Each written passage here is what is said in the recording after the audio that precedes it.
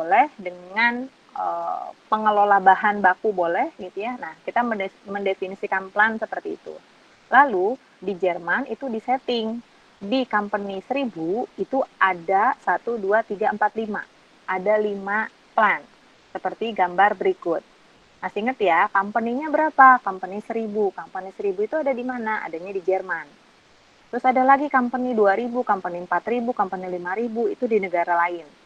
Oke, company di Perancis misalnya kodenya berapa? 2000 gitu ya. Company di Inggris berapa gitu ya. Nah, ini di Jerman company code-nya 1000, dia punya 5 plan. Jadi kebayang ada perusahaan namanya company IDES Jerman dengan kode 1000, mereka punya cabang 5. Oke. Dan ini identiknya dengan lokasi gitu ya. Plan 1000 adanya di Hamburg, kemudian plan 1100 di Berlin, 1200 di Dresden, dan seterusnya. Nah, ini lokasi-lokasi di plan yang ada di IDES Jerman. Oke, IDES 1000 gitu ya, IDES Jerman 1000. Kemudian seluruh company code gitu ya, seluruh company code melakukan transaksi yang berkaitan dengan plannya. Kemudian dipostingnya di mana? Di company 1000. Kenapa? Karena plan itu dikelola oleh company 1000. Gitu ya. Jadi, walaupun ini adalah plan yang beda-beda tempat gitu ya, tapi perusahaannya kan satu. Maka seluruh aktivitas accounting nanti akan mengacu ke company 1000. Jadi gitu. Jadi misalkan ada kegiatan produksi, kita mau bikin akuntansi biaya, tapi untuk departemen atau plan gitu ya, plan yang ada di plan 1000 di departemen produksi di plan 1000 nanti bikin accounting, nanti di submitnya ke sini gitu ya, di assign-nya ke situ.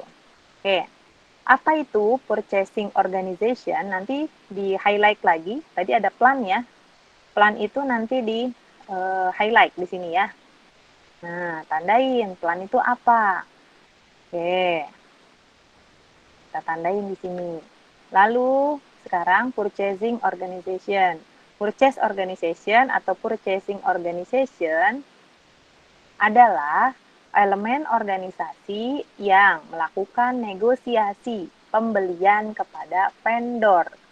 Oke, jadi apakah plan tadi melakukan pembelian ke vendor? Tidak. Plan tidak langsung melakukan pembelian ke vendor. Kenapa? Kebayangnya gini, orang pabrik masa langsung pesan barang ke vendor? Nggak bisa. Jadi, nanti logikanya kalau di proyek akhir ya, kalau ada kegiatan manufaktur, ada pembelian, ada produksi, ada penjualan. Maka orang produksi tidak boleh langsung pesan barang ke vendor. Jadi orang produksi harus berkoordinasi dengan orang pembelian, orang purchase gitu ya. Untuk apa? Untuk melakukan pesanan barang ke vendor. Seperti itu. Jadi yang bertugas melakukan negosiasi atau pesan barang ke vendor adalah purchasing organization, bukan plan. Oke. Nah, setiap negara di IDES setiap negara dengan IDES plan tadi beroperasi gitu ya. Apa namanya? Setiap ini memiliki satu purchase organization ya. Kemudian purchase organization di semua plan di negara ini melakukan posting pembelian di company code. Ya, ujung-ujungnya adalah transaksi akuntansinya nanti di company code. Gitu ya. Purchase organization 1000 dia mengambil bagian berupa purchasing untuk semua yang ada di company 1000 gitu ya, yaitu di 5 plan gitu ya. Jadi kebayangnya gini strukturnya. Nah, coba dilihat company 1000 punya unit namanya unit purchase organization atau elemen organisasi. Masih ingat ya, struktur organisasi itu kan strukturnya. Ini struktur nih. Kalau kita bicara semua ini adalah struktur.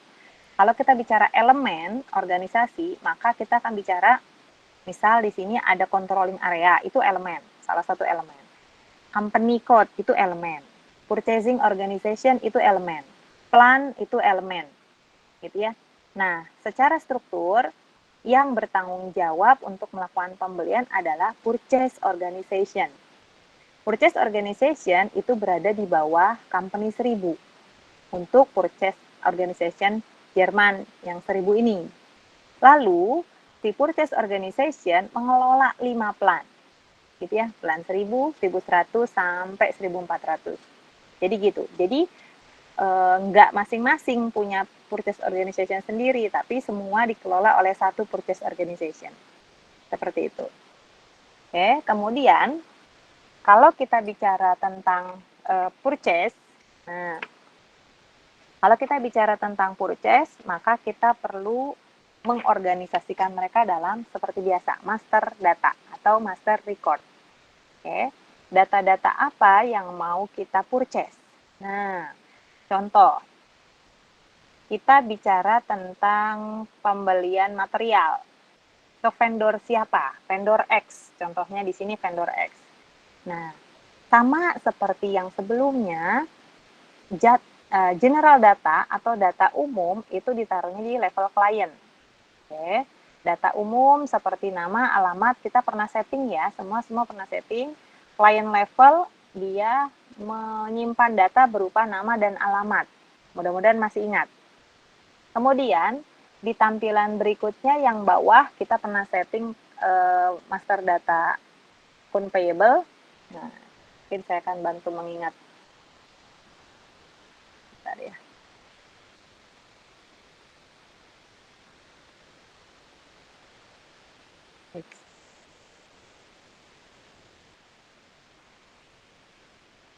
Tampilan master data.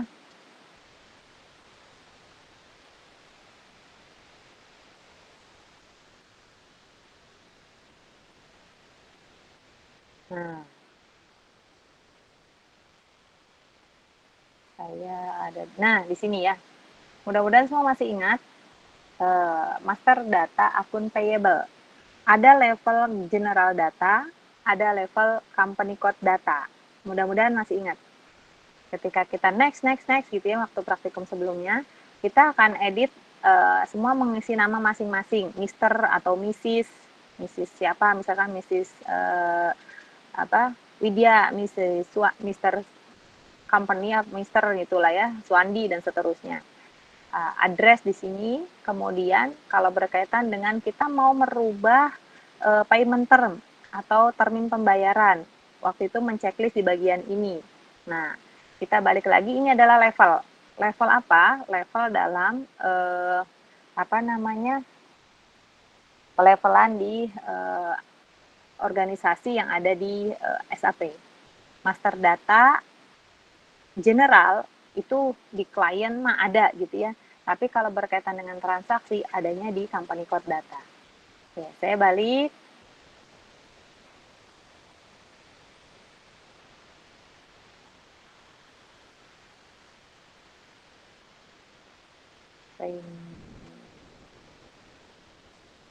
Ada pertanyaan sebelum saya lanjut? Boleh ya, kalau ada yang mau nanya silahkan. Oke, yang kedua, data-data berkaitan dengan aktivitas perusahaan taruhnya di company code. Kemudian yang ketiga, data-data terkait pembelian ke vendor, maka kita simpan di purchasing organization. Gitu ya. Nah, ini yang perlu dipahami adalah siklus. Oke. Coba kita tanya ke siapa ya? Ke Anissa. Anissa, mana Anissa? Ada? Ada, Bu. Oke. Kira-kira kalau dilihat dari siklus ini, mana yang duluan?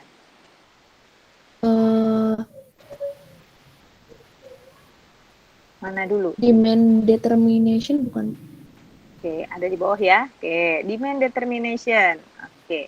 Langkah pertama dalam procurement cycle atau siklus pengadaan adalah demand determination. Nah, apa yang dilakukan di demand determination? Apa sih demand determination? Oke, kita ulas satu-satu. Nah, menentukan atau bertanggung jawab dalam memenuhi atau mencari kebutuhan material. Gitu. Oke, jadi kalau mau cari tahu atau minta atau cari tahu ini apa namanya? Apa ya bahasanya? Menentukan kebutuhan berapa-berapa, terus mau beli apa saja gitu ya, maka demand determination itu sebagai langkah pertama. Nanti ada dokumen, nama dokumennya adalah PREQ, artinya Purchase Requisition, request pembelian. Oke, kalau mau beli barang apa saja, itu namanya demand determination, nanti akan muncul berupa dokumennya Purchase Requisition, isinya daftar barang yang mau dibeli. Nah, kayak kita mau belanja nih, mau belanja ke Borma misalnya ya, nih saya kan ketemu beberapa mahasiswa di Borma ya, bawa belanjaan bawa catatan dari rumah, gitu ya, beli misalkan beli apa mahasiswa biasanya belinya, beli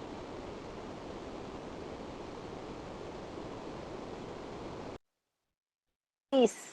Ada apa aja sih di Borma, kita list gitu ya, list kebutuhannya apa saja. Jadilah dokumen dan kita bawa gitu ya daftar belanjaan itu. Nah, daftar belanjaan atau purchase requisition. Daftar belanjaan itu kita bawa ke Borma. Gitu ya. Nah, itu langkah pertama. Kemudian langkah kedua adalah ini setelah Anissa siapa ya? Fatarani. Fatarani ada? Ya, Bu. Hadir, Bu. Oke. Langkah pertama demand determination. Langkah kedua adalah menentukan apa nih? Supply. Oke. Menentukan sumber dari supply barang. Sumber itu berarti siapa? Supplier. Oke. Ya, Bu, pemasok. Ya, jadi kalau mau belanja, list daftar barangnya kita tulis, terus kita cari tahu kita mau belanja kemana, ke supplier apa. Nah, itu adalah langkah kedua. Oke. The purchaser atau bagian pembelian bertanggung jawab gitu ya untuk menentukan supplier yang memungkinkan atau tempat suplai produk bahan baku yang memungkinkan. Oke.